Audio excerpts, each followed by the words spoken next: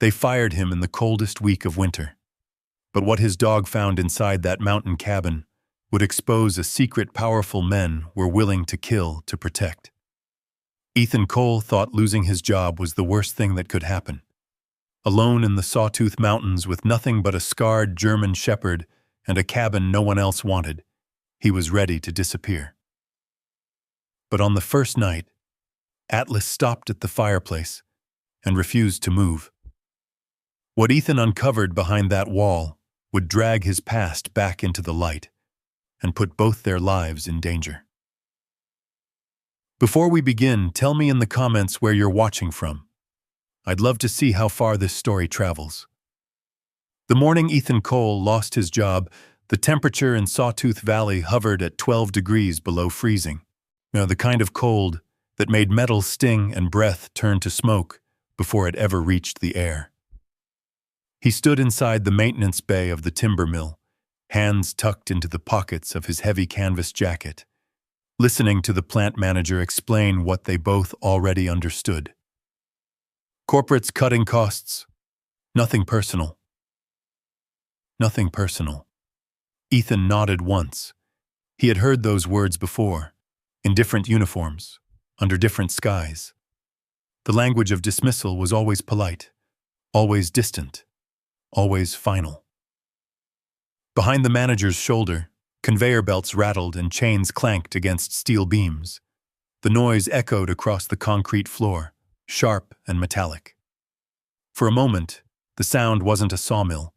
It was gunfire ricocheting through a narrow street in Kandahar. Ethan's jaw tightened. His pulse ticked faster. Yet he focused on the scuffed toes of his boots, counted his breaths, in through the nose, out through the mouth. He didn't argue, didn't ask for reconsideration. Rangers learned early that sometimes you moved forward without protest. He signed the termination form with steady hands. By noon, he had cleaned out his locker, one thermos, a pair of worn gloves, and a photograph of a younger man in desert camouflage kneeling beside a German shepherd wearing a tactical harness. The dog in the picture had sharper ears, darker fur. Atlas had grayed around the muzzle since then. The drive back to his rental trailer felt longer than usual. Snow drifted across Highway 75 in thin ribbons, blurring the road. Pine trees lined the mountainsides, heavy with frost, silent as sentries. Ethan kept the radio off. Silence was easier. But when he pulled into the gravel lot beside the trailer, Atlas was already at the door, watching through the window. The dog's tail thumped once against the frame when Ethan stepped inside. "Hey, buddy," Ethan said quietly. Atlas pressed his head against Ethan's thigh, sensing what most people missed. The dog had always known when something inside Ethan shifted, when the ground beneath him felt less steady than it looked. Ethan knelt and ran his fingers through the thick fur along Atlas's neck. The contact grounded him. Solid. Real. "You and me," he murmured. That night, the cold deepened. The heater inside the trailer rattled and coughed. Ethan lay awake on the narrow bed, staring at the ceiling. Sleep had never come easy since Afghanistan. Loud noises, sudden light changes, even the hum of electricity could pull him backward into memories he didn't invite. Around 2 a.m, a gust of wind slammed against the trailer's aluminum siding. Ethan bolted upright, heart racing. For a split second, he was back in a canvas tent, sand whipping against fabric, waiting for impact. Atlas was already on his feet, but instead of barking, the dog moved closer to the bed and rested his chin on the mattress. His brown eyes held steady contact. Ethan exhaled slowly. "It's just wind," he said, though his voice sounded distant in his own ears. Atlas stayed there until Ethan's breathing evened out. 3 days passed like that. Quiet, heavy, suspended. Ethan called no one. The mill didn't need him. The town didn't notice him. Bills stacked neatly on the small kitchen table. He had some savings, not much, and enough to last a couple of months if he cut back. On the fourth morning, he drove into town for coffee and overheard two men at the hardware store talking about a property up in the mountains. "Place has been empty since the judge vanished," one said. "Too far out. Too many stories." "Cheap, though," the other replied. "Owner's estate just wants it gone." Ethan didn't mean to listen, but the word cheap lingered. Later that afternoon, he found the listing online. A log cabin tucked deep into the Sawtooth Range, 40 minutes from town, surrounded by timber and rock and winter. The price was far below market value. The notes were brief: remote location, limited utilities, sold as is. No mention of the missing judge, no mention of the stories. Ethan stared at the photos. The cabin stood against a backdrop of snow-laden pines, a stone chimney, wide porch, a structure built to endure weather. Isolation. Silence. Space between him and everything else. He looked down at Atlas, who lay stretched across the worn rug, ears twitching at faint sounds only he could hear. "You ever think about more quiet?" Ethan asked. Atlas lifted his head. The idea settled in Ethan's chest with surprising clarity. He had been drifting since the army, since the mill, since before that, maybe. Maybe what he needed wasn't another job in town. Maybe he needed distance. 2 days later, he drove up the mountain road for the first time. Snow packed thick along the narrow path, tires crunching as he climbed higher into the timber. The sky hung low and gray, promising more weather. When the cabin finally came into view, it stood alone against the white landscape, and no smoke from the chimney, no footprints around the porch. Just stillness. Ethan cut the engine and sat there a moment. The silence felt different up here. Not empty, just vast. Atlas shifted in the passenger seat, nose working the air through the cracked window. Ethan stepped out, boots sinking into snow nearly to his calves. The cold bit hard at his face, but he barely noticed. The cabin door creaked open when he tested it. Inside, the air smelled faintly of old wood and stone. Dust coated the windowsills, but the place wasn't ruined. It felt paused, as if someone had stepped out and never come back. He moved slowly through the rooms. Stone fireplace, narrow staircase, a basement door reinforced with iron hinges, solid construction. Atlas padded behind him, quiet but alert. When they reached the living room, Atlas stopped, but the dog's ears lifted. His body stiffened slightly. Ethan followed his gaze to the large stone fireplace along the far wall. "Easy," Ethan murmured. Atlas stepped closer to the hearth, nose low, inhaling deeply. Then he glanced back at Ethan. Not frightened, but aware. Ethan felt a flicker of something he hadn't expected. Not fear. Something else. Something waiting. He turned slowly in a circle, studying the cabin again. Snow tapped softly against the windows. No movement, no sound, just the faintest echo of possibility. Ethan rested his hand on Atlas's back. "Guess it's just us," he said. But as the wind moved through the trees outside, the cabin seemed to hold its breath, and somewhere deep within its walls, something hollow answered the quiet. Ethan stood still, listening. The sound hadn't been loud. Not a knock, not a crack. More like a subtle shift. Wood settling against wood. Stone answering pressure with a low murmur. Atlas didn't bark. That unsettled Ethan more than if he had. The dog moved closer to the fireplace, paws silent on the worn plank floor. His ears were forward, tail lowered but not tucked, alert, not afraid. "Old houses talk," Ethan said softly. He had said the same thing years ago when wind moved through plywood outposts overseas. The human brain liked to give shape to sound, liked to imagine meaning. Still, he felt it. The cabin wasn't empty in the way abandoned places usually were. There was no stale rot, no heavy decay. The air was cold but clean. The furniture, what little remained, was intact. A heavy oak table near the window, two straight-backed chairs, a bookshelf along the far wall, mostly bare except for a few weathered paperbacks, not stripped, just paused. Atlas lowered his nose to the stone hearth and inhaled deeply, then traced a slow line along the mortar seams. Ethan crouched beside him and ran a hand across the stone. Cold, solid, nothing unusual to the eye. "Find something?" he asked. Atlas's nose pressed to one particular joint between two larger stones. He held there, breathing slow, focused. Ethan leaned closer. The mortar line looked slightly different from the rest, faintly smoother, less weathered. He straightened and stepped back, scanning the wall again.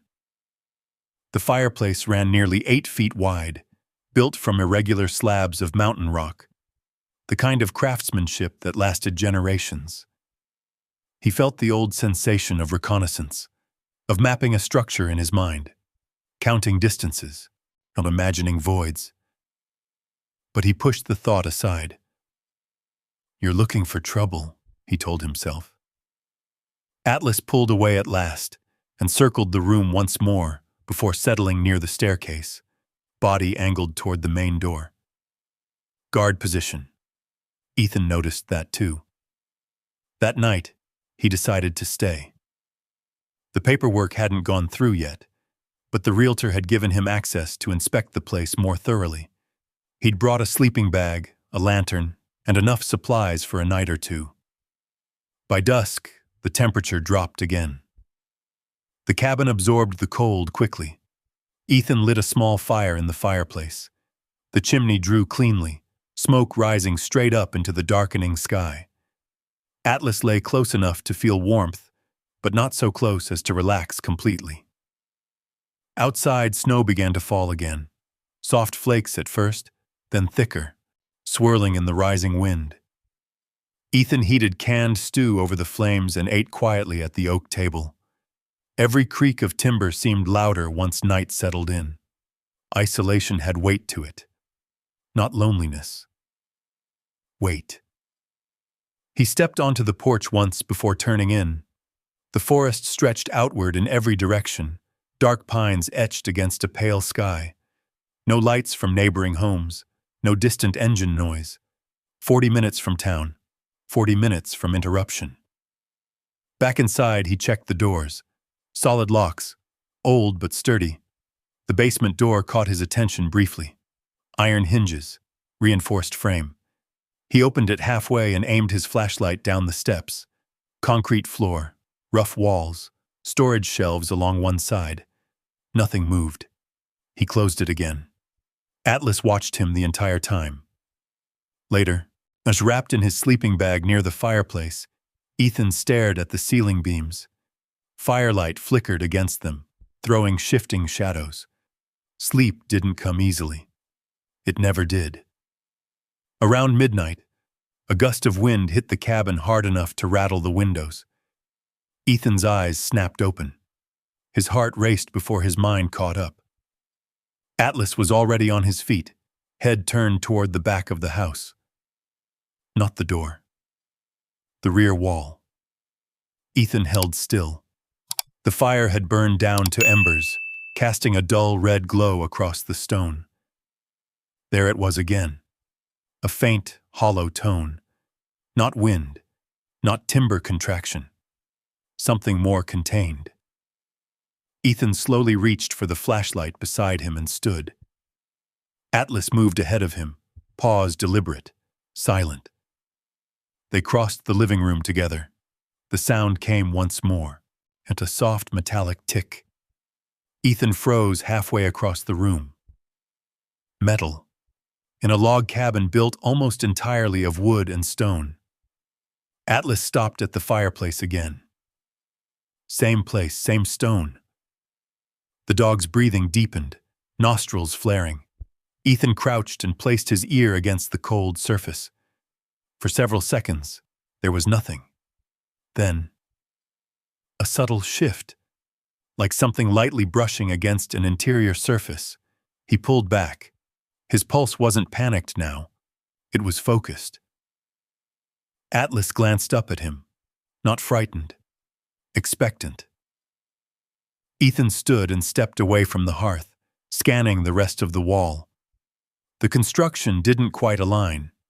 The stonework was thick, but the wall behind it, if the exterior dimensions were accurate, shouldn't have been quite so deep.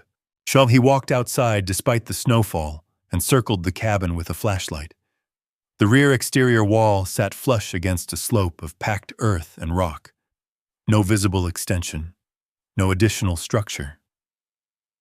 He measured with his stride, counted steps along the interior, then compared them to the exterior.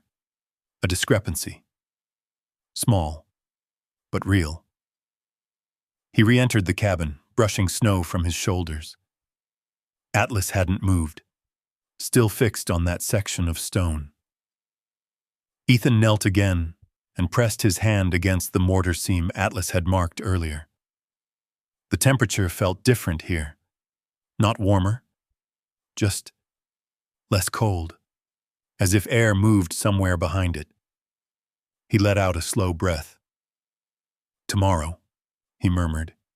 He wasn't going to start tearing apart a stone wall in the middle of the night. Not with weather closing in, not without tools. And he returned to his sleeping bag, but he didn't lie down immediately. He sat with his back against the wall, facing the fireplace. Atlas lay beside him, but didn't fully relax. The wind intensified outside, pushing snow against the windows in soft bursts. Ethan stared at the stones until his eyes burned. If there was empty space behind that wall, it hadn't been accidental. And if it wasn't accidental, someone had built it that way. Near dawn, exhaustion finally claimed him. When he woke, pale light filtered through the frosted windows. The fire had died completely. Atlas was already up, standing again at the fireplace. Ethan sat upright slowly. The metallic tick came once more, clearer this time. Not imagination, not wind. Something was inside that wall, and it wasn't just empty air. Ethan stayed crouched for a long moment, palm still pressed against the cool stone, as if the wall itself might answer him if he waited long enough. Atlas gave a low, controlled rumble deep in his chest. Not a bark, not a warning to attack, a confirmation. Ethan rose slowly and walked to the kitchen counter, where he had left a small tool bag the day before. Inside were basic items: screwdriver, pry bar, flashlight, a compact hammer. Nothing heavy-duty. He returned to the fireplace and studied the mortar seam again. The difference was subtle, but once seen, it could not be unseen. The stone wasn't original, or at least not as old as the rest. He tapped lightly with the handle of the screwdriver. The sound came back hollow, not completely empty, but layered. Atlas's ears snapped toward the center of the wall, not another metallic tick. Clearer now in the morning stillness. Ethan's pulse steadied into something familiar. Not fear. Assessment. He had cleared buildings before, tested walls, looked for hidden compartments in places where survival depended on noticing what others ignored. But this wasn't a war zone. It was supposed to be a quiet mountain cabin.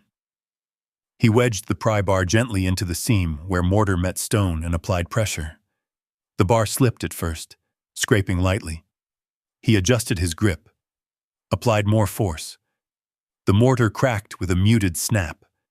A thin fracture line spread along the joint. Atlas stepped back, but did not retreat far. Ethan worked methodically, easing the tool deeper. Bits of mortar fell to the hearth below. After several minutes of careful effort, one of the outer stones shifted. He paused. Moj listened. Silence. He pulled harder. The stone came loose with surprising ease. Behind it, darkness. Not shallow darkness. Depth. Cold air flowed outward, brushing across his face. It carried a faint scent of metal and something else, dust long undisturbed. Ethan angled the flashlight into the opening. The beam cut through a narrow cavity about 3 feet deep before reaching a wooden surface. A panel. He widened the gap by removing 2 more stones. The cavity was large enough now to reach inside. Atlas moved closer again, nose hovering just at the edge. "Easy," Ethan whispered. He slid his arm through the opening and felt along the wooden panel. It was smooth, finished, intentionally placed. His fingers brushed against something metallic. A handle. His heartbeat picked up. He adjusted his stance and pulled. Oh, the panel didn't budge. Locked. He withdrew his arm and leaned back against his heels. "This wasn't storage," he murmured. Atlas let out a soft exhale, eyes never leaving the opening. Ethan stood and moved toward the basement door. If there was a cavity here, there might be a corresponding structure below. He opened the reinforced door fully this time and descended the steps slowly. The concrete floor felt colder than the rest of the cabin. He swept the flashlight beam across the basement walls. Storage shelves, old crates, an oil heater in the corner. Nothing obvious. Then he noticed it. The basement wall directly beneath the fireplace was thicker than the others. The concrete footing extended nearly 2 feet farther inward. He approached and knocked on the surface. Solid. But when he shifted slightly to the left and tapped again, hollow. Atlas had followed him down the stairs without a sound. Now the dog moved to that exact spot and pawed once at the base of the wall. Not digging, indicating. Ethan crouched and brushed away dust near the floor. There. A faint seam in the concrete. Rectangular. Subtle. Measured. Someone had poured around a pre-existing shape. He ran his hand along the edges and found a small indentation near the lower corner. Not a crack. A deliberate recess. He pressed inward. Nothing. He tried sliding it sideways. Still nothing. Atlas shifted, then lowered his nose to the seam and inhaled sharply. Another metallic tick sounded above them. This time it echoed slightly through the cavity. Ethan's head snapped up toward the ceiling. That hadn't come from inside the wall. It had come from deeper, as if something had lightly brushed against metal. Atlas's posture changed instantly, rigid, alert. He turned toward the staircase. Ethan followed his gaze. The upper floor was silent, but the silence felt different now. Not empty. Occupied. A faint creak traveled across the wooden floorboards above them. Not wind. Weight. Ethan's hand instinctively moved toward his hip. He wasn't carrying a firearm. He had left that part of his life behind, but his body reacted anyway. Atlas gave one sharp, controlled bark toward the stairwell. A warning. The creak stopped. Ethan held his breath. For several long seconds, nothing moved. Then, a slow, deliberate footstep. Directly overhead. Not random settling, not shifting beams, measured, human. Atlas let out a low growl that vibrated through the basement air. Ethan rose to his feet slowly, every nerve awake. He took one step toward the stairs. Another creak sounded from above, this time closer to the living room. Ethan's voice remained calm, though his pulse hammered hard against his ribs. "Hello?" Silence. No answer. Atlas advanced first, body angled protectively in front of Ethan as they climbed the stairs. Halfway up, the metallic tick came again, clearer, from the fireplace wall. Ethan reached the top of the staircase and scanned the room.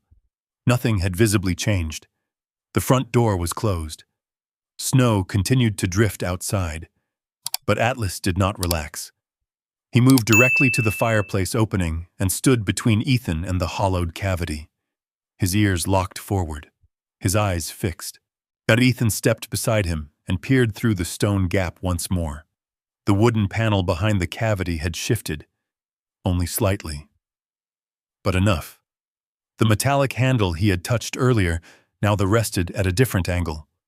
Someone, or something, had moved it from the other side. The air inside the cavity carried a faint warmth now.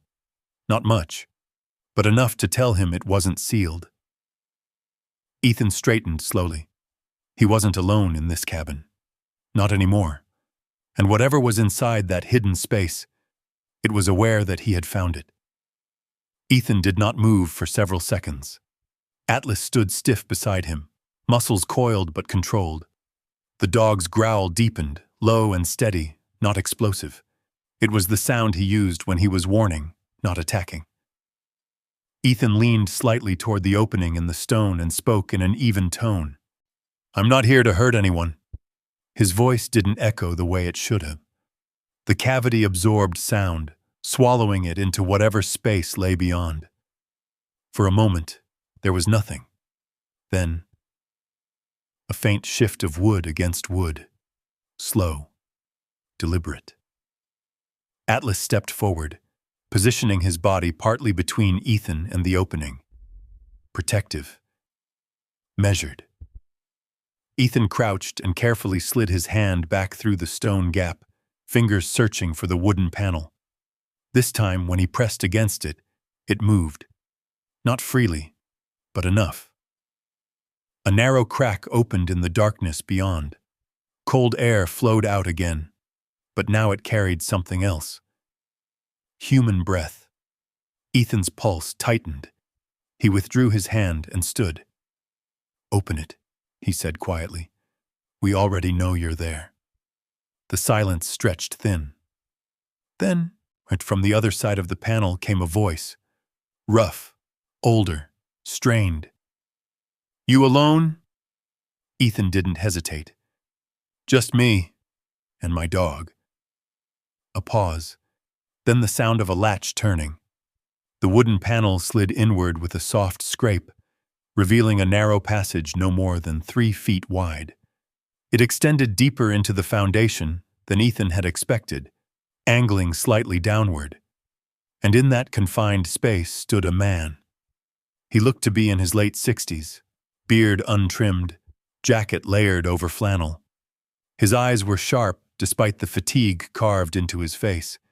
He held no weapon, but his posture carried tension. Atlas's growl faded into a steady watchfulness. The man studied Ethan carefully before speaking. "You're not the realtor," he said. "No." "You buy the place?" "Thinking about it."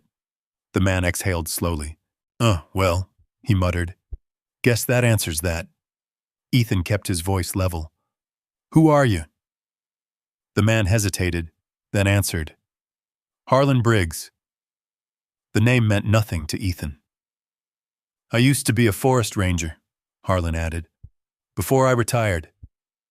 He shifted slightly, and Ethan noticed how thin he looked beneath the heavy jacket. The space behind him wasn't just a hiding place. It was a constructed chamber, reinforced with timber beams and lined with metal shelving. A concealed room. Ethan glanced at the shelves. Boxes, folders, metal containers, carefully organized. "You've been living in there?" Ethan asked. "For a while." "How long is a while?" Harlan's jaw tightened. "Long enough." Atlas stepped closer, sniffing the air around the opening. The dog's posture remained cautious, but no longer aggressive. But Ethan lowered himself back to a crouch, careful not to appear threatening. "You want to explain why there's a hidden room inside a cabin I'm about to buy?" Harlan let out a breath that sounded almost like a laugh. "You ever hear what they say about this place?" "Missing judge," Ethan replied. Harlan nodded once. "They don't tell the whole story." The wind outside rose suddenly, rattling the windows. For a second, both men glanced toward the front door. Harlan's eyes flicked back to Ethan quickly. "You come up here alone?" "Yes." "No one follow you?" "Why would they?" Harlan studied him in silence, weighing something. Then he stepped back from the opening, motioning slightly with his hand. "Come see." Atlas looked up at Ethan, but Ethan hesitated only a fraction of a second before lowering himself through the stone gap and into the concealed chamber. The space was larger than it first appeared, roughly 10 feet long, reinforced into the hillside. A single battery-powered lantern cast dim light across the shelves. Metal document cases lined one wall. A folding cot sat in the corner. A small propane heater stood near the far end. "You built this?" Ethan asked. Harlan shook his head. "Judge did." Ethan felt the shift in the room at the mention. "He knew he was being watched," Harlan continued, "so he made sure he had somewhere safe." "Watched by who?" Harlan's eyes hardened. "People who don't like records being kept." Ethan's gaze drifted to the metal cases again. "This about money?" Harlan's expression sharpened. "Oh, no." He stepped toward one of the cases and placed his hand on it. "It's about decisions." The air inside the chamber felt heavier than the cabin above, not from lack of oxygen, but from meaning. Ethan felt Atlas press lightly against his leg. The dog had followed him inside. "You planning to turn me in?" Harlan asked quietly. Ethan looked at him steadily. "For what?" Harlan didn't answer immediately. Then he said, "They've been searching." Ethan's eyes narrowed. "Who's they?" Harlan stepped closer, lowering his voice. "Men in trucks with no plates. Men who ask about property records. Men who don't ask twice." A cold thread moved down Ethan's spine. He thought of the metallic tick, the movement inside the wall. "How long since they were here?" he asked. Harlan's jaw tightened. 3 days." Ethan's mind clicked through memory. 3 days ago was when he'd first driven up the mountain to look at the property. "You think they followed me?" Ethan asked. Harlan studied him. "You work for someone?" "No." "Military?" "Used to." Harlan's gaze sharpened further. "What branch?" "Army." "Infantry?" "Ranger." Something shifted in Harlan's expression at that. Not fear. Recognition. "That explains the way you moved when you came up those stairs," Harlan said quietly. Atlas shifted again, then suddenly turned his head sharply toward the cabin above. A sound echoed faintly through the concealed chamber, the crunch of snow. Outside. Ethan felt the shift instantly. Not imagination, not wind. Wait. Atlas gave a single, controlled bark. Harlan's face went pale. "They're early," he whispered. Should Ethan move toward the stone opening, every nerve sharpened. "How many?" "Last time?" Harlan swallowed. 2. The crunch came again, closer. Ethan crouched low and peered through the stone gap toward the front window. Through the frost-blurred glass, he saw movement between the trees. Dark shapes against white snow. Atlas's growl returned, deeper now. Harlan stepped back into the shadows of the chamber.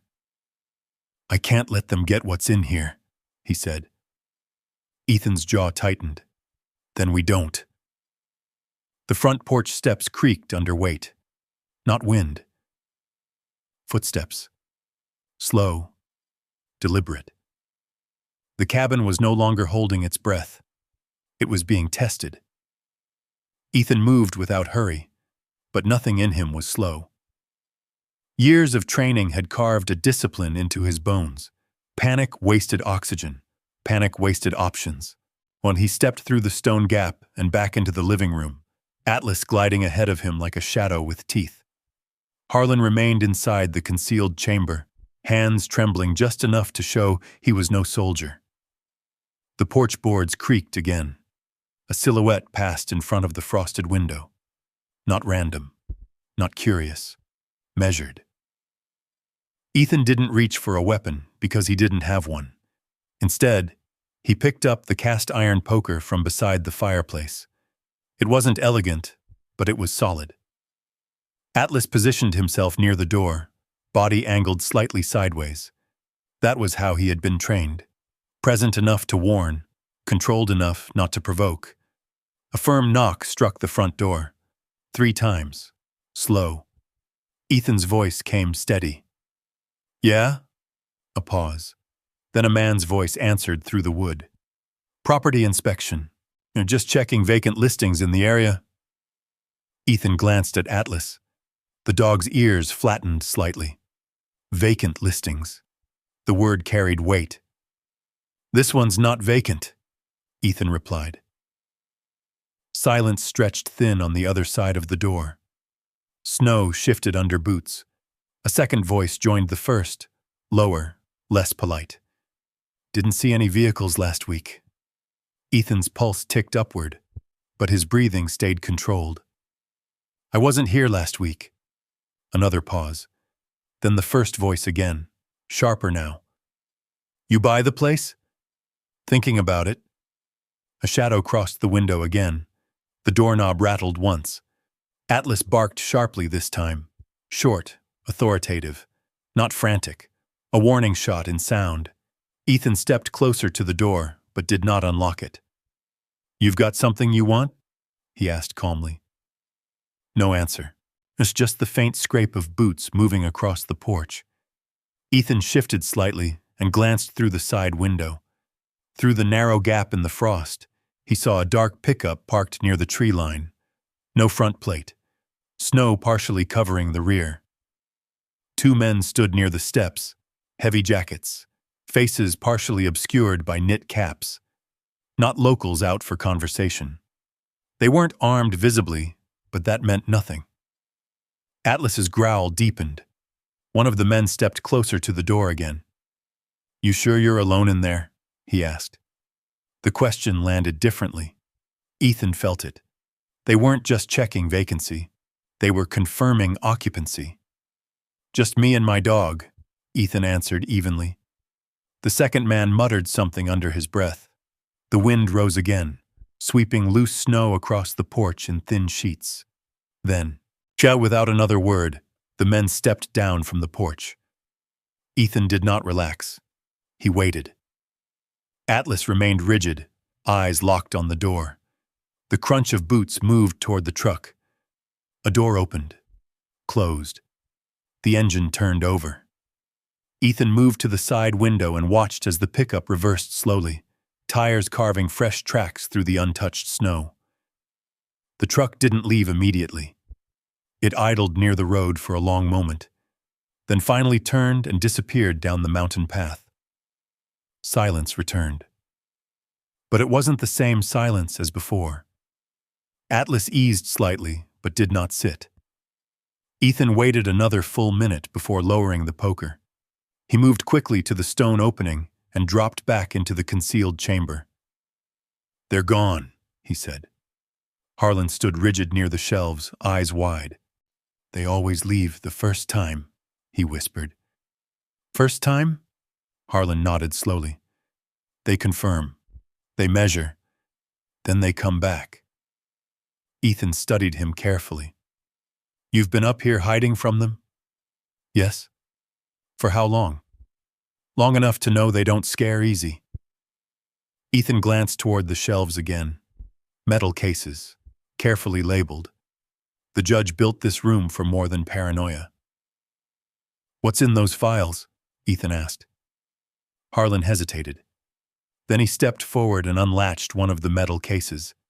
Inside were neatly stacked folders, official letterhead, government seals, names highlighted in pen. Ethan's gaze fell on a familiar emblem printed at the top of one document. Department of Defense. He felt something tighten in his chest. "What does this have to do with a judge in Idaho?" he asked. Harlan swallowed. "Everything." He pulled one folder free and handed it to Ethan. The paper felt heavy in his hands. He flipped it open slowly. Audit reports, procurement contracts, signatures. One signature made his stomach drop. Colonel Marcus Halverson, Ethan's former commanding officer. The man who had once stood across a folding table in a desert outpost and told Ethan to adjust a field report. The man who had implied that promotions favored obedience. The man whose career had risen while Ethan's quietly stalled. Ethan closed the folder. His heartbeat no longer felt steady. It felt personal. "They're connected," Harlan said softly. "Defense contracts, shell companies, offshore transfers." The judge found the pattern. He was building a case. "And then he disappeared," Ethan murmured. Harlan nodded once. "Oh," they said, "hiking accident." Atlas shifted closer to Ethan, sensing the change in him. The past wasn't just memory anymore. It was threaded directly into the present. Ethan looked back at the open folder. "You said they've been searching," he said. "Yes. For this." "Yes. And now they know someone's here." Harlan's eyes flicked toward the ceiling again. "They'll come back." Ethan rose slowly. He stepped back into the cabin and moved to the window. The fresh tire tracks were already filling with drifting snow. But they were there, real. He felt anger rise. Not explosive, not reckless. Focused. They had pushed him out of one life already. They had nudged him off a career path with subtle threats and quiet pressure. Now they had followed him into the mountains. Or maybe they hadn't followed him at all. Yet maybe he had simply walked into something that had been waiting. Atlas nudged his hand, grounding. Ethan looked down at the dog. "You smell them?" he asked quietly. Atlas's ears twitched. Then he turned and walked toward the back of the cabin. Not the fireplace. The rear door. Ethan followed. The latch was secure. But through the small window he could see something that hadn't been there earlier. A single set of footprints. Not leading away. Leading around the side of the cabin. Ethan's breath slowed. "They circled," he murmured. Atlas gave a soft huff of air. Ethan stepped back from the door and looked toward the basement staircase. "They were checking more than the porch," he said. Harlan's voice drifted up from the concealed chamber. "You see what I mean?" Ethan did. This wasn't about curiosity. It was containment. He turned back to the fireplace and stared at the hollow opening in the wall. The cabin was no longer just a quiet escape. It was a boundary, and someone had just tested how strong that boundary was. Atlas moved to the door again and sat down, eyes locked on the trees beyond the glass. Guarding. Waiting. Ethan felt the shift fully now. The mountain had given him silence, but the silence had layers, and beneath them, war had followed him home. Ethan stood in the center of the living room and let the feeling settle instead of pushing it away. The forest outside remained motionless, but it no longer felt peaceful. It felt observant, as if the trees themselves were witnesses waiting for the next move. Atlas remained at the back door, eyes locked on the tree line. The dog's posture had shifted from alert curiosity to disciplined readiness. This was not fear. This was anticipation. Harlan climbed slowly from the concealed chamber, shoulders hunched, gaze fixed on the windows. "You see why I stayed hidden," he said quietly. Ethan nodded. "They weren't bluffing," Harlan added. "They always test first."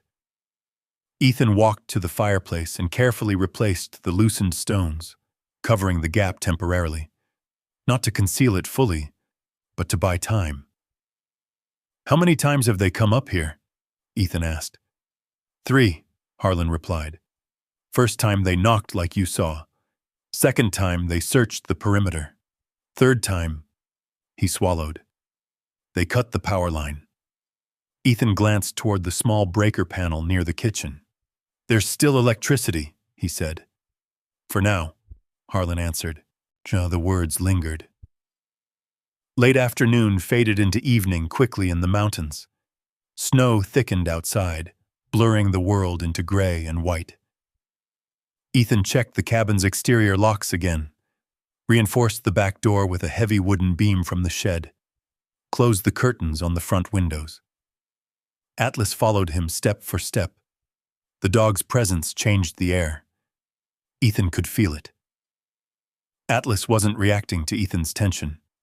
He was reading something deeper. By nightfall, the temperature had dropped sharply. Wind rattled the cabin harder than before. The fire burned steady in the hearth, casting long shadows across the wooden walls. Ethan sat at the oak table with the folder open again, Colonel Halverson's signature staring back at him. Memory crept in uninvited.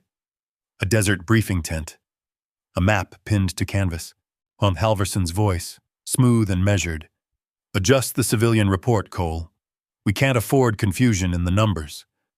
Ethan had refused. Not loudly, not heroically, just quietly. And quietly, his advancement had ended. The mill job had been simple, steady, unremarkable. But now his name was tangled in something much larger. Atlas suddenly stood. Ethan looked up. The dog's ears were sharp, head angled toward the ceiling. Then, the lights flickered once, twice, and died. The cabin dropped into darkness. Only the fire's glow remained. Harlan inhaled sharply. "They're here," he whispered. Ethan rose immediately and grabbed the flashlight from the counter. It clicked on, beam cutting through smoke and shadow. Atlas moved toward the front door without waiting for command. Ethan crossed the room and peered through the narrow gap in the curtain. Darkness outside. No headlights. No visible figures. Then he noticed it. The security light mounted near the shed was out, completely dead. He swung the beam toward the breaker panel. Everything was intact. Which meant, "They cut the line at the pole," Ethan said. Harlan's breathing grew shallow. "They're not just checking anymore." Atlas gave a low growl that vibrated through the cabin. A sound answered from outside. A crunch of snow, closer than before. Ethan's muscles tightened. "Stay back," he told Harlan. He moved toward the side window and crouched low, keeping his silhouette minimal. Through the beam of his flashlight reflecting off snow, he caught movement. A figure near the shed. Dark jacket. Slow. Intentional. Atlas's growl deepened. The front porch creaked again. Not wind. Weight. A hand tested the doorknob. Once. Twice. Firm. Ethan stepped back and positioned himself beside the doorframe, out of direct line. "Occupied," he called evenly. "You're trespassing." No answer. The handle rattled harder. Atlas barked sharply now, stepping forward, teeth visible. A second shadow moved past the window. They were splitting positions. Ethan's pulse rose, but not wildly, not uncontrolled. This wasn't Afghanistan, but his body didn't know the difference. The wind howled suddenly, masking sound for a second. Then came the crash. The back door shook violently as something heavy struck it. Atlas spun instantly toward the rear of the cabin.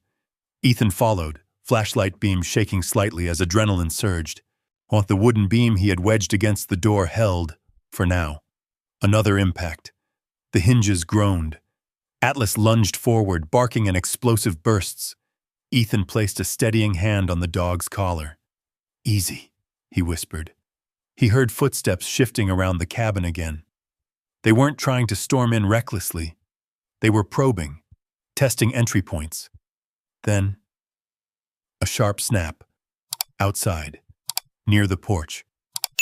The cabin went completely dark as even the faint glow from the exterior light died. The fire sputtered briefly in a gust of air slipping through cracks in the frame. Atlas's body stiffened completely. Then the dog did something Ethan had seen only twice before. He moved without waiting. Atlas darted toward the back door and shoved his weight against it just as another impact struck from outside. The door frame splintered. The beam cracked. The door burst inward partially, and a gloved arm reached through the gap. Atlas launched. Not wild, precise. His jaws clamped onto the sleeve just below the wrist. The man outside shouted in shock, losing balance on the ice. Ethan pulled Atlas back instinctively before the dog could be dragged through the opening, but not fast enough. A sharp metallic object flashed in the dark. Atlas yelped. The sound cut through Ethan like shrapnel. Ethan surged forward and slammed the broken door fully shut, shoving the beam back into place as the attacker stumbled backward into the snow. Boots retreated quickly. Voices muttered urgently. Within seconds, the footsteps moved away from the cabin. Silence returned, but not peace. Ethan dropped to his knees beside Atlas. The dog was standing, but barely. Her blood darkened the fur along his left shoulder. Not a deep wound, but enough. Enough to hurt. "Hey," Ethan murmured, voice shaking now. "Hey, stay with me." Atlas's breathing was fast, but steady. His eyes never left the door. Even injured, he held position. Ethan grabbed his first aid kit from the kitchen counter and worked quickly, hands steady despite the tremor in his chest. The cut was clean, likely from a small blade. Not life-threatening, but painful. Harlan stood frozen near the stairs. "They're escalating," he whispered. Ethan pressed gauze firmly against Atlas's shoulder. "I know." He wrapped the bandage tightly, but carefully. Atlas flinched once, but did not pull away. Good dog. Too good. Ethan leaned his forehead briefly against the dog's. "You saved me," he said softly. Outside, an engine turned over in the distance. The truck retreated down the mountain road again, this time without knocking, without words. Ethan sat back on his heels, breathing hard. The cabin felt different now, not threatened, marked. Atlas lowered himself slowly to the floor, but his head remained upright. Guarding. Even injured. Ethan looked toward the concealed fireplace wall. This wasn't just about hiding anymore. It was about defense. And the men outside had made one thing clear. They were willing to bleed for what was inside that wall. And now so was he. The wind howled across the mountainside as if trying to tear the cabin loose from its foundation. Snow struck the broken back door in scattered bursts. Ethan wedged the beam tighter into place and dragged a heavy dresser against it for good measure. Atlas lay near the fireplace, head up despite the pain in his shoulder. His breathing had steadied, though a faint tremor ran through his flank now and then. Even wounded, he refused to close his eyes fully. Ethan sat beside him and rested a hand gently on the dog's neck. "You're not done yet," he murmured. Atlas blinked once, slow and deliberate. Across the room, Harlan stood in silence, shaken but not broken. "They've never pushed that hard before," he said finally. Ethan looked up at him. "Because before you were just hiding." Harlan met his gaze. "And now? Now they think there's more than just an old ranger in here." The fire cracked softly in the hearth. The only light in the cabin came from flame and a lantern Harlan had brought from the concealed chamber. Ethan rose and walked back to the stone wall.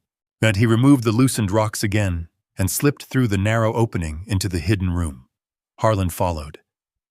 Atlas, after a moment's hesitation, forced himself to stand and moved after them.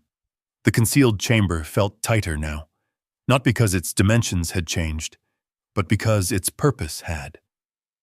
Ethan picked up the folder bearing Colonel Halverson's signature and opened it again under the lantern's glow. Procurement contracts, shipment logs, private subcontractors tied to federal defense budgets, numbers that didn't match inventory counts, funds redirected through shell corporations registered in states with lenient oversight. Halverson's name appeared repeatedly, sometimes as approval authority, sometimes as witness. Ethan flipped deeper into the stack. And then he found it. A letter. Typed. Unsigned. And addressed to Judge Malcolm Rourke. Subject: Internal Report. Field Casualty Reclassification. Ethan's throat tightened. He read the first paragraph slowly. It referenced an incident during a joint operation overseas, a misreported civilian casualty count. The discrepancy had been flagged by a junior officer who refused to amend his findings. Ethan didn't need to read further. He was that junior officer. The date matched. The unit designation matched. His name did not appear, but the description was unmistakable. Harlan watched him carefully. "You recognize something," he said quietly. Ethan nodded once. "They buried the report," he said. "Said it would destabilize funding allocations. Said it was a clerical error." Harlan folded his arms. The judge thought otherwise. Ethan kept reading. The letter detailed how revised numbers allowed a separate contract to proceed, one involving logistics equipment supplied by a contractor, tied indirectly to Halverson's extended family. A benefit built on altered data, on silence. Ethan lowered the paper slowly. "They used that incident," he said. "Yes." "To move money." "Yes." Ethan's breathing deepened, but he forced himself to remain steady. "And when I refused to change the report," Harlan finished the thought, "they stalled your advancement, shifted your assignments, made you small enough not to matter." Atlas shifted closer, pressing lightly against Ethan's leg. The memory returned with unnerving clarity. Halverson's expression that day had not been angry. It had been patient. "You'll learn," he had said. Ethan had learned. He learned that integrity cost quietly, that men who refused adjustment became inconvenient. He looked up at Harlan. "Why me?" he asked. Harlan didn't answer immediately. Instead, he reached for another folder and handed it over. This one bore a different seal. United States District Court. Inside was a printed memo from Judge Rourke to an unnamed intermediary. The memo referenced a trusted individual formerly under Colonel Halverson's command, whose service record indicated refusal to falsify documentation under pressure. Ethan's chest tightened. The judge had known. He had read the report. He had tracked the officer who refused. "He picked you," Harlan said softly. Ethan shook his head once. "I didn't even know this man." "He knew you." The room felt suddenly too small. Atlas let out a quiet whine, not of fear, but of recognition. That the emotional shift inside Ethan had not gone unnoticed. "They didn't follow you here," Harlan continued. "You walked into something that was already prepared." Ethan closed the folder slowly. "The judge built this chamber." "Yes." "And he left records tying Halverson to falsified reports." "Yes." "And he needed someone outside the system to hold them." Harlan's gaze remained steady. "You were already outside the system."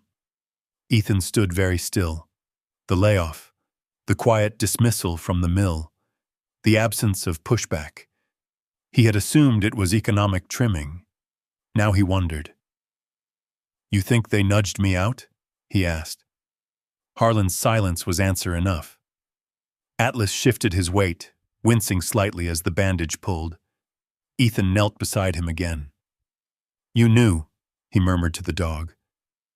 Atlas blinked slowly. "Oh, you smelled something I didn't."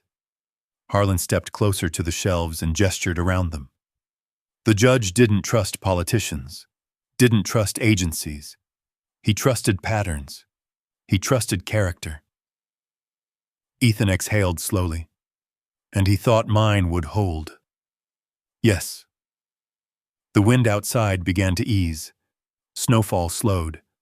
A strange calm settled over the mountain.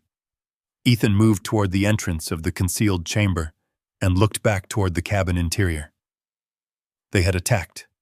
They had drawn blood. But they had not succeeded. Not tonight. He turned back toward Harlan. "They'll escalate," he said. "Yes. They'll try legal pressure, claim property disputes, maybe even criminal allegations. Yes. And if that doesn't work?" Harlan's expression darkened. "They'll get creative." Ethan nodded once, and he looked down at the folders again. "You ever think about just burning it?" he asked quietly. Harlan's eyes widened. "And let them win?" Ethan held the man's gaze. "No. End the risk." Harlan shook his head slowly.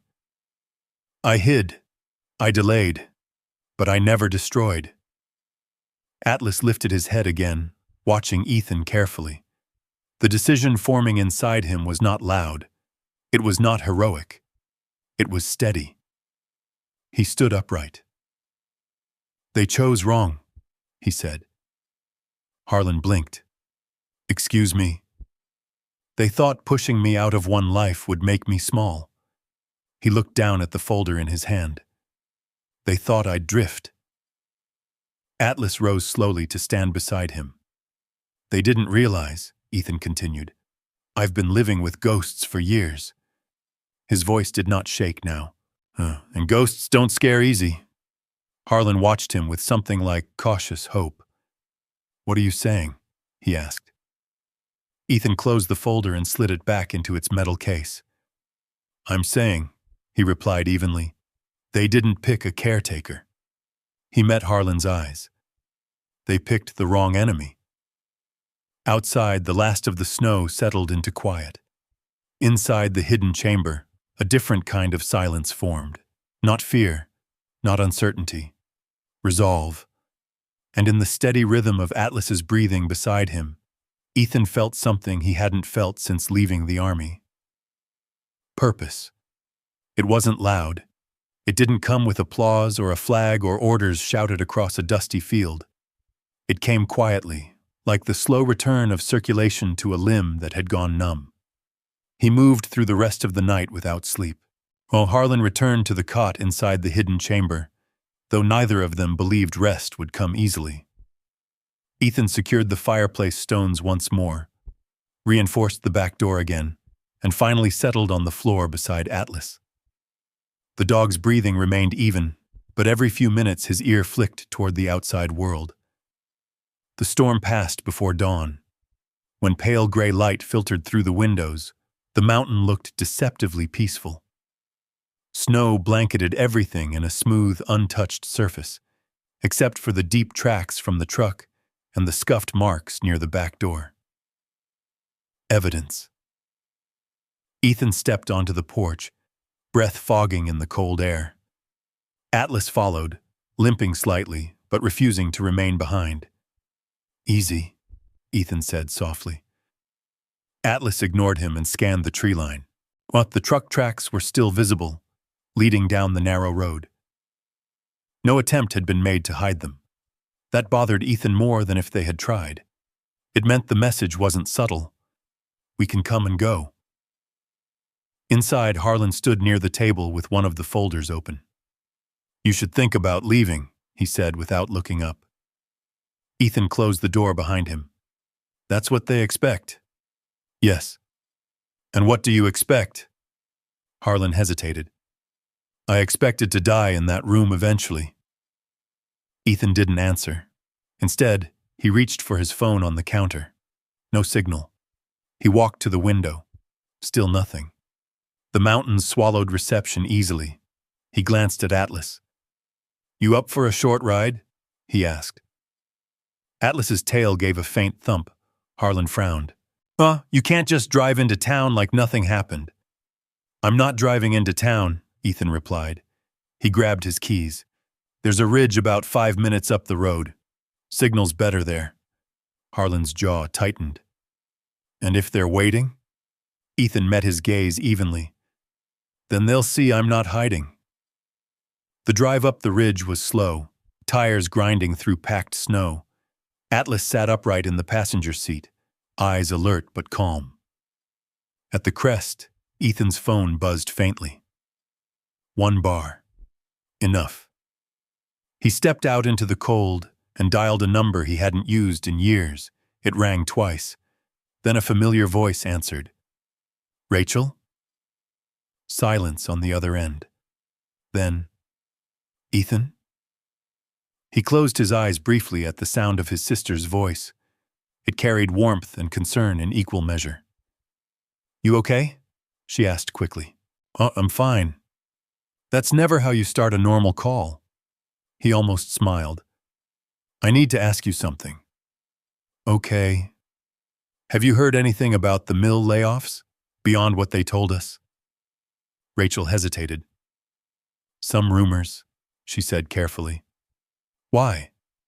What kind of rumors? That corporate had outside pressure, that certain contracts were being audited. I don't know. People talk. Ethan stared at the snow stretching down the mountainside. Did anyone ask about me specifically? A longer pause. Actually, yes. His grip tightened on the phone. Who? 2 men came by the house last week. Said they were conducting background checks for potential employment opportunities. They asked about your military record, about why you left the army. Ethan's stomach dropped. What did you tell them? The truth, Rachel said firmly. Oh, that you left because you wouldn't lie. He exhaled slowly. Did they leave a card? No. Did they say who they worked for? No. Rachel's voice softened. Ethan, what's going on? He looked toward Atlas, who stood beside him on the ridge, scanning the horizon. Do you trust me? He asked. Of course I do. Then I need you not to ask questions right now. Silence. Then, you're in trouble again, aren't you? He almost laughed at that. He had never been in trouble in the traditional sense, just inconvenient. I'm handling it, he said. Ethan, I'm not running this time. The words surprised even him. Rachel's breath caught faintly. Just be careful, she whispered. I will. He ended the call and stood there for a moment, wind cutting through his jacket. They had already reached into his life, while into his family. The ridge felt smaller suddenly.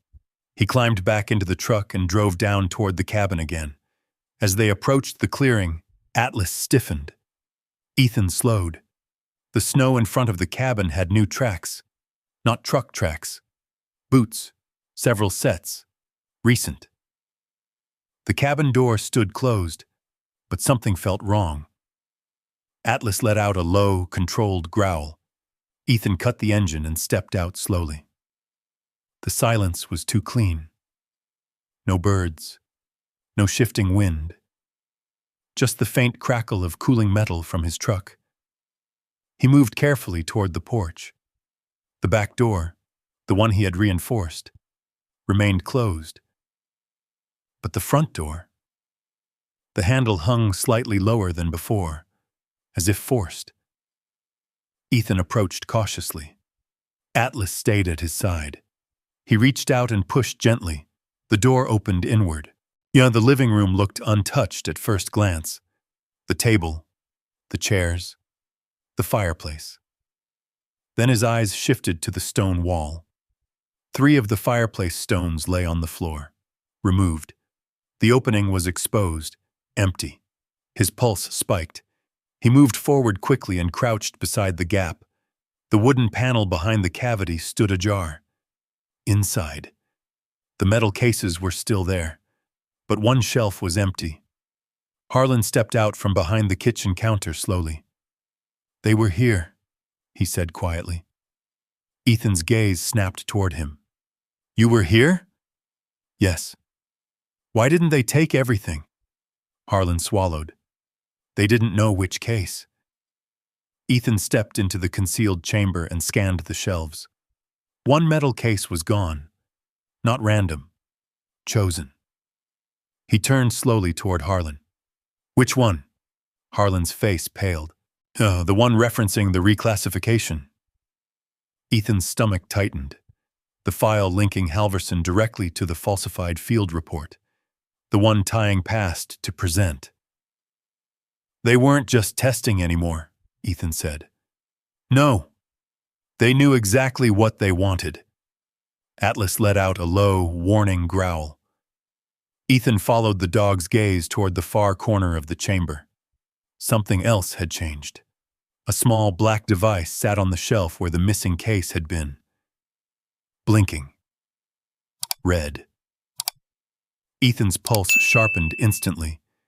He stepped closer, careful, measured. It wasn't a weapon. It was smaller. Simple. A listening device. Active. Atlas's growl deepened. Ethan reached out and gently removed the device, studying it in his palm. They hadn't just come to take something. They had come to hear something, and now they were listening. He looked toward the open doorway of the concealed chamber, then toward the quiet cabin beyond, and he understood something with sudden clarity. This was no longer about hidden files. It was about control. And control had just shifted. Out there, somewhere beyond the snow and trees, they believed they were ahead. Ethan slowly crushed the device beneath his boot. But he knew one thing. They would be back. Not to test, not to threaten, to finish it. The mountains seemed to know. By late afternoon, the sky had flattened into a hard sheet of steel, the kind of sky that pressed low and heavy, trapping sound close to the ground. Even the birds were gone. Ethan stood in the living room with the broken listening device in his hand and felt the shift in the air. They wouldn't wait long, and they had what they came for, the case tied to his field report. But they had left enough behind to make sure he stayed afraid, and they had heard enough through that device to know he wasn't leaving. Atlas moved slowly across the floor, shoulder wrapped, gait uneven but steady. The wound had stiffened overnight. Ethan could see the discomfort in the way the dog carried himself, but not once had Atlas retreated. "You don't have to prove anything," Ethan murmured. Atlas's ears flicked. Harlan paced near the kitchen counter. "We need to get what's left out of here," he said. Ethan nodded. "We will." He knelt inside the concealed chamber and began pulling files from their cases. Instead of stacking them neatly, he spread them across the floor and photographed each page with his phone, working methodically. Atlas lay near the entrance, guarding. Every few minutes, his head snapped toward the windows. The sun disappeared behind the ridge early. By 5 in the evening, darkness had swallowed the clearing. Ethan backed up the photographs to a secure cloud server using the weak signal he caught intermittently near the chimney. It was slow. Frustratingly slow. But it was something. When the first headlights appeared, they did not approach directly. They cut across the tree line first, 2 beams weaving between pines. Ethan's spine straightened instantly. Atlas rose without a command. Harlan froze mid-step. The truck engines didn't idle. They circled, testing angles. Ethan turned off every light in the cabin and stepped into shadow. "Positions," he said quietly. Harlan retreated toward the concealed chamber, taking the remaining cases with him. Atlas stood at Ethan's side, teeth barely visible. The trucks came into view now, 2 of them, no plates. They stopped 20 yards from the porch. Engines remained running. The passenger doors opened first. 4 silhouettes stepped into the snow. Not rushed, not careless. Professional. Ethan's breathing slowed deliberately. This was the edge. A flashlight beam scanned the cabin exterior. Another moved toward the shed. One figure approached the front porch. Atlas growled low. The front door handle turned gently. Then, the door exploded inward with a heavy boot. Wood splintered. The men entered quickly, flashlights cutting through darkness. Ethan moved before the beams found him. He shoved a heavy bookshelf sideways, blocking one of the entry points, and darted toward the hallway leading to the back. As Atlas launched forward in perfect synchronization, a man reached toward Ethan. Atlas collided with him full force, driving him backward into a chair. The man stumbled, dropping his flashlight. Another figure swung toward Atlas. Ethan stepped in, knocking the second man off balance with controlled force. Not wild, not reckless, just enough to disrupt. This wasn't war. This was survival. A third intruder lunged toward the fireplace. Atlas broke away from the first man and intercepted him. The dog's injured shoulder slammed against the man's leg. Atlas yelped, but did not retreat. The man cursed and shoved him violently aside. Atlas hit the wall hard. Ethan felt something snap inside his chest. Not fear, not panic, something colder. He moved with brutal precision, pulling the man backward before he could reach the concealed stones. The two collided against the hearth, knocking loose ash into the air. Another intruder grabbed Ethan from behind. For a split second, memory flashed. Desert sand, dust storms, gunfire. His pulse surged, tunnel vision threatened. But then, Atlas staggered back to his feet. Blood darkened his bandage, and he barked once. Sharp. Grounding. Ethan's mind snapped back into the present. He shifted his weight and broke free from the grip, driving his elbow backward and creating space without escalating beyond control. The intruders weren't there to kill. They were there to silence. A loud crash echoed from the concealed chamber. Harlan. Ethan moved toward the sound. Atlas limped beside him. Inside the chamber, one man had forced his way through the gap, and he was grabbing the remaining cases. Harlan lay against the wall, stunned but conscious. Ethan tackled the intruder before he could exit. The two struggled in the tight space. Metal cases clattered to the floor. The intruder reached for something at his belt. Atlas lunged again. This time he didn't hesitate. He clamped onto the man's forearm, holding firm despite the strain on his injured shoulder. The man shouted in pain. Ethan forced the object from his grip and shoved him backward into the stone wall.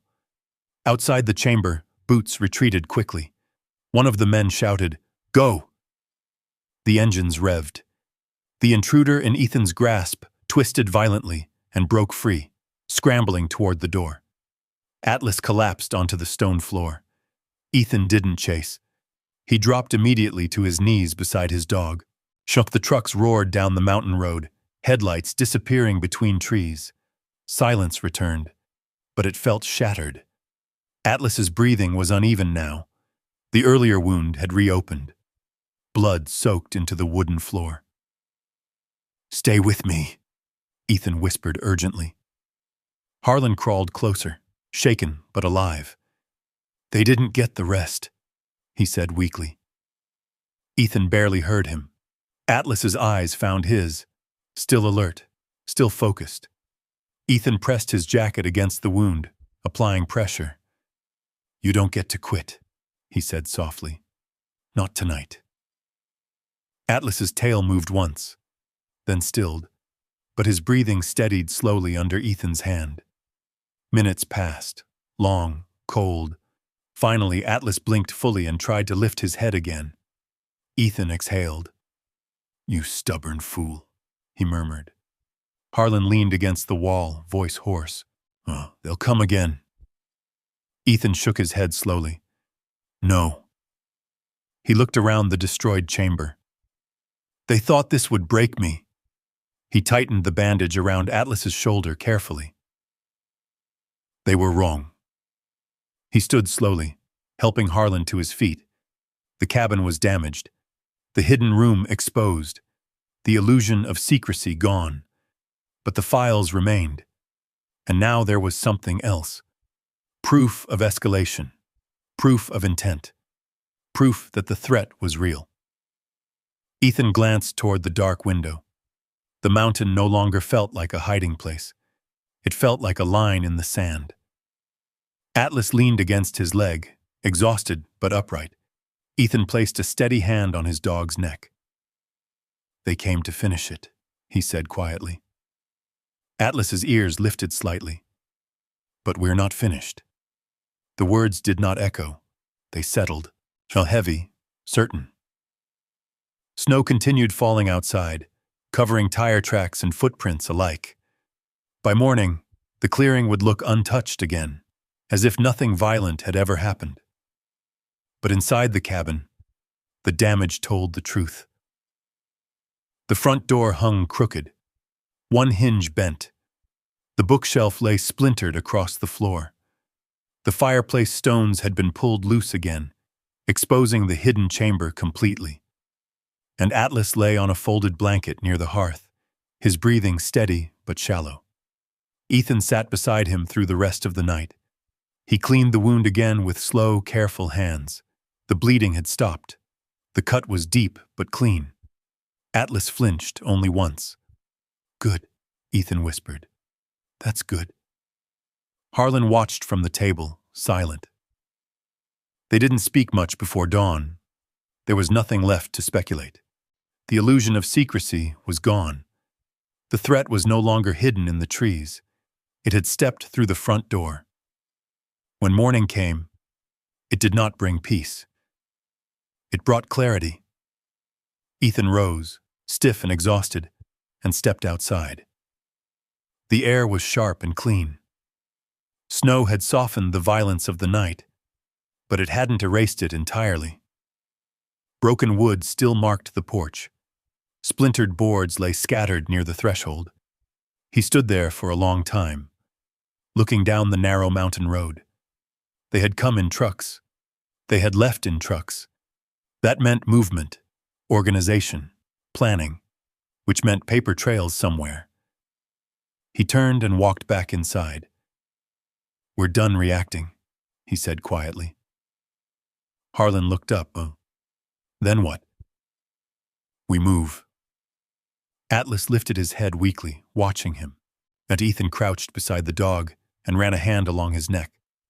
"You stay," he said softly. "Heal." Atlas gave a low, protesting rumble. Ethan almost smiled. "Just for today." He stood and gathered the remaining metal cases. Not all of them. Only what mattered most. He spread the documents across the kitchen table and selected carefully. Procurement contracts, reclassification reports, signatures, audit trails. He photographed everything again. Then he did something different. He printed copies using the small inkjet printer he had brought with him from town weeks ago. Harlan frowned. "What are you doing?" "Insurance." Ethan folded the copies into 3 separate envelopes, one addressed to a retired military attorney he had served with once, Daniel Mercer, Washington State. One addressed to a federal investigative journalist known for defense corruption exposés, Lila Grant. The third remained blank. Harlan studied him. "You trust them?" "I trust patterns," Ethan replied. By midday, the snow had eased. The sky remained gray but stable. Ethan loaded the envelopes into a waterproof pouch and slipped it into his jacket. He knelt beside Atlas one more time. "I won't be long." Atlas tried to rise. Ethan pressed him gently back down. "That's an order." The drive into town was quiet. The radio stayed off. The road wound through frozen timber and narrow bends until the trees thinned and the small mountain town came into view. Nothing looked unusual. No black trucks. No unfamiliar faces. At least not at first glance. Ethan parked beside the post office. Inside, the elderly clerk glanced up from her counter. "Morning, Ethan." He nodded politely. "Morning, Mrs. Keller." She looked at his jacket, dusted with dried blood. "You okay?" "Had a run-in with a bear fence," he said evenly. She raised an eyebrow but didn't push. He paid cash for certified mail on 2 of the envelopes. The third he slipped into a local drop box across town. He didn't trust only one channel. He drove next to a diner on Main Street. Not to eat, to observe. He sat in his truck with the engine idling and watched reflections in the diner windows. 2 men at a corner booth, dark jackets, watching the street, not eating. One lifted a phone briefly. Ethan didn't move. He let them see him see them. Then he pulled out of the parking spot and drove calmly toward the highway. Yet the men exited the diner moments later and climbed into a black pickup, parked 2 cars down. They followed. Ethan didn't accelerate, didn't turn erratically. He drove exactly the speed limit. 5 miles outside town, he signaled and turned toward the county sheriff's substation. The black pickup slowed slightly, then passed him, and continued on. Ethan parked briefly at the substation, not going inside, just enough to make a statement. Then he drove back toward the mountains. When he reached the ridge near the cabin, he checked his phone. A new message blinked onto the screen. Unknown number, 3 words. You escalated. He stared at it. No punctuation. No signature. Just acknowledgement. He typed one response. You started it. He didn't know if the message would send. Signal flickered, then steadied, while message delivered. No reply came. By the time he returned to the cabin, late light stretched across the snow. Atlas was upright when he entered, wobbly but standing. Harlan sat nearby with a pot of soup simmering over the stove. They've been quiet, Harlan said. For now, Ethan replied. He removed his jacket and crouched beside Atlas again. You good? Atlas leaned into him. Ethan let his forehead rest briefly against the dog's. I mailed it. Harlan's eyes widened slightly. All of it. Enough. Harlan exhaled slowly. You just changed the battlefield. Ethan looked toward the exposed fireplace wall. No, he said. They did. He stood and began repairing what he could of the broken door. Board by board, measured, deliberate. Atlas lay near the hearth, watching every movement. The cabin felt different again, but not hunted, not hidden, but braced. Outside, dusk settled across the Sawtooth Range. Somewhere beyond the trees, phones would be ringing, names would be mentioned, questions asked. And for the first time since losing his job in the dead of winter, Ethan was no longer being moved like a piece on someone else's board. He had made a move of his own, quiet, precise, permanent. He looked at Atlas once more. Let's see how they handle daylight. Morning arrived without ceremony. No sirens, no black trucks, no boots in the snow. Just sunlight, clear and sharp, spilling over the Sawtooth peaks and sliding down into the clearing like something honest. Ethan stepped outside with a mug of coffee warming his hands. The air felt different, not calmer, just open. Atlas followed, slower now but stronger than the day before. And the limp had softened. The bandage still wrapped his shoulder, clean and tight. Ethan studied the road. No tire tracks, no fresh disturbance, but his phone vibrated in his pocket. Once, then again. He didn't rush to answer. He let it buzz until it stopped. Then he checked it. 3 missed calls, 2 unknown numbers, 1 from Daniel Mercer. Ethan inhaled slowly and called Mercer back. The retired military attorney answered on the second ring. You picked an interesting morning to resurface, Cole. Ethan leaned against the porch rail. You got the package? I did, and I cross-referenced names before I called you back. And? A pause. Colonel Halverson is no small name anymore. I know. He's positioned, advisory boards, defense consulting, quiet influence. Ethan watched Atlas scan the tree line. Was, Ethan said. Mercer exhaled softly. You're certain these are authentic? Yes. Another pause. Then this won't stay quiet. That's the point.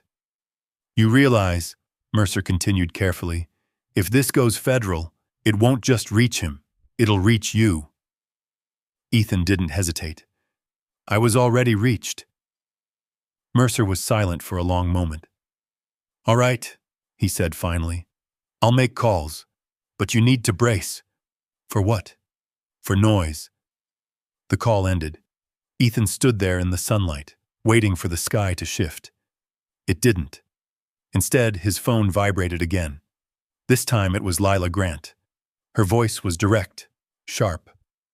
I received documents from an anonymous sender. That's me. I assumed as much. You checked them? Already did. And? They're real. Ethan closed his eyes briefly. Then you know. I do, she said. And I'm moving. Careful, Ethan replied. They escalate. So do I. She hung up. By noon, the mountain had not changed, but the world beyond it had. The first article went live at 1:14 p.m. Defense contract reclassification tied to senior advisor. The second followed within the hour. Whistleblower suppression allegations surface in archived military case. Ethan didn't celebrate. He sat at the kitchen table and read every word slowly. Atlas lay at his feet, head resting against his boot. Harlan stood by the window, pale. You actually did it, Harlan whispered. No, Ethan said quietly. I released it. By mid-afternoon, local news trucks began gathering in town. Satellite vans, reporters standing in cold wind, microphones lifted toward cameras. The mountain heard it in echoes. Helicopters passed overhead, not landing, just observing. Rachel called. Her voice trembled. It's on every channel. I know.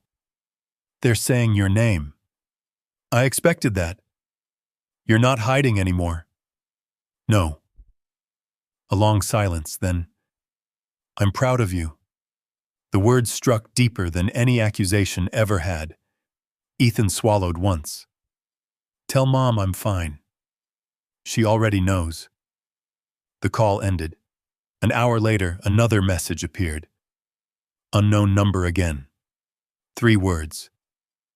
This isn't over. Ethan stared at the screen. Then he deleted the message. Atlas lifted his head and watched him. They don't get the last word, Ethan murmured. Evening settled. The clearing filled with long blue shadows. A county vehicle pulled up the road slowly. Not black, marked. Sheriff's insignia. Yet Ethan stepped onto the porch before it reached the cabin. The sheriff climbed out, hat in hand. Afternoon, Cole. Sheriff? The older man shifted his weight. Been getting calls. I figured. News trucks, too. Ethan nodded. The sheriff studied the broken door, the patched boards, the visible damage. You want to file something official? He asked carefully. Ethan considered it. No. The sheriff looked at him for a long moment. Then I'll say this unofficially, he said.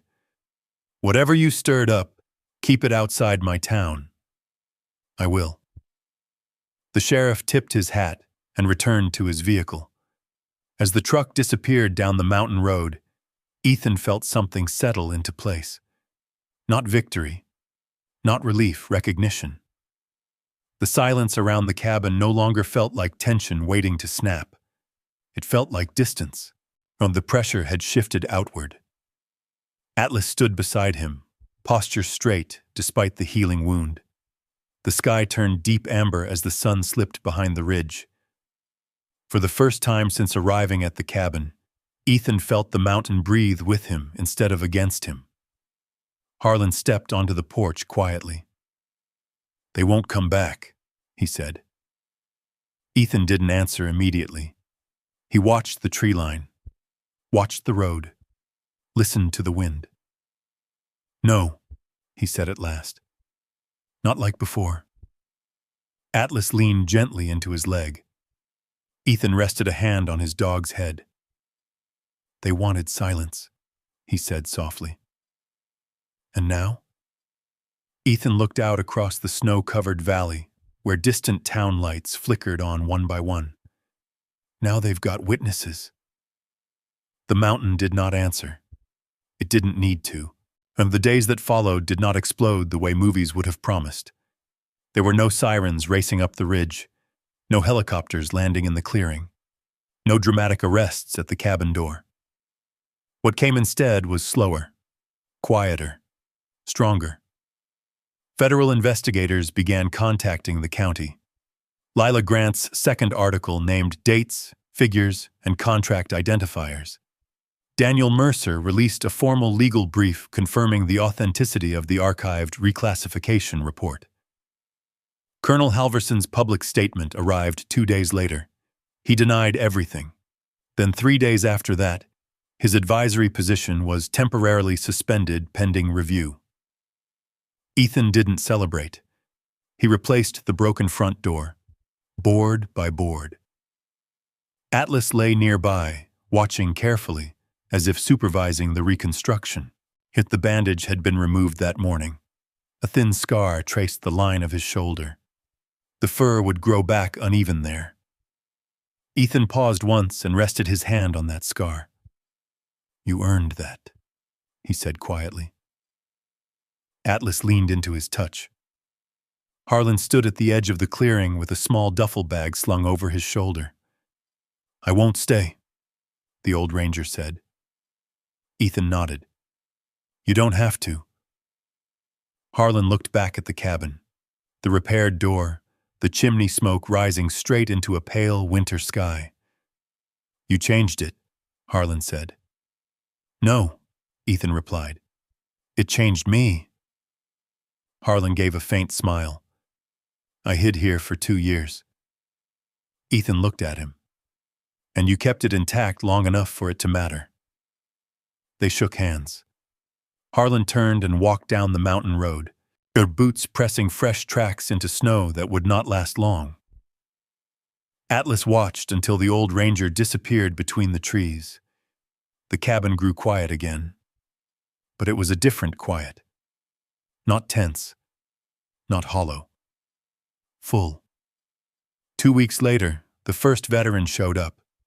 A young man named Caleb, former infantry. Eyes that did not rest.